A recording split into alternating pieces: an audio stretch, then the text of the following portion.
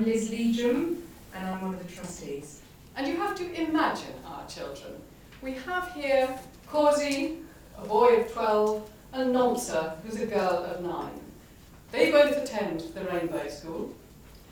We've been supporting this for 15 years. It's in Guguletu, which is a township just outside Cape Town. Some of you may know of Guguletu, and certainly it's often in the news and not for the right reasons. The inspiration for our charity was Margaret Legion. She sadly died in 2007, and Liz is her daughter. So my mum and dad returned to South Africa, their homeland, in the early 90s, after 30 years in political exile here in the UK. My mum was visiting a friend in Guguletu shortly after getting back, and she came across a shipping container full of children. And this turned out to be a community-run project where children went after school to be kept safe and to be helped with their homework.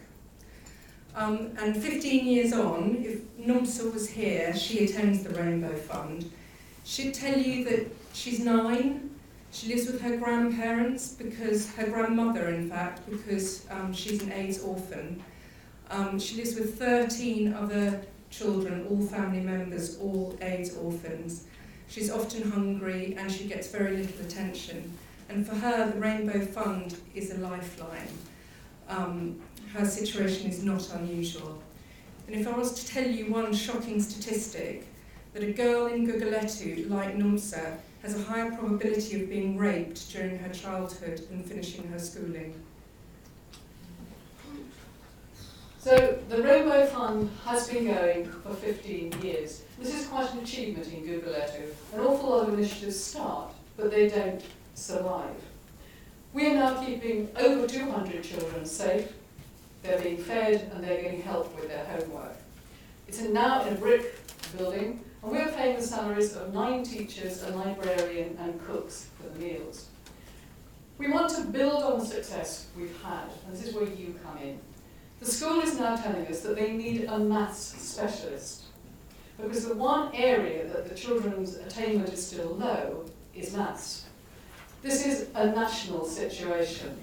The World Economic Forum ranks South Africa as second lowest in its maths teaching in the world, only ahead of Yemen. One of the important reasons for this is the low numeracy of teachers. Many 12-year-olds that actually outperform their staff. So if we are able to raise 5,000 tonight, we will start a numeracy project. We will employ a teacher, a maths specialist, and they will teach the children in small groups so that they get the individual attention that they need. In fact, this can start immediately. We have identified a very good recent recruit, recent graduate, who is ready to start. So after the Christmas holidays, we could get going on this if we had the money. Additionally, he would also work with the existing staff, the more able of them, to develop their skills and knowledge, because we want this to be a self-sustaining scheme. So Corzy hasn't spoken yet. He would tell you that he lived in a shack. Heating is by paraffin, and also the cooking and lighting as well. Recently, his shack burnt down. The family lost everything, but they survived. His situation isn't unusual. He comes to the Rainbow, and that is his lifeline. But for him, he wants to be an engineer. He wants to ensure that all homes have electricity and that all children are kept safe. Maths for him is essential. So we've got more than the 5,000. What we'd really like to do is actually to introduce a maths teaching model, something called Every Child Counts, which has been incredibly effective here in the UK, especially for children coming from enumerate households. This would actually make our maths project a pilot for the entire region.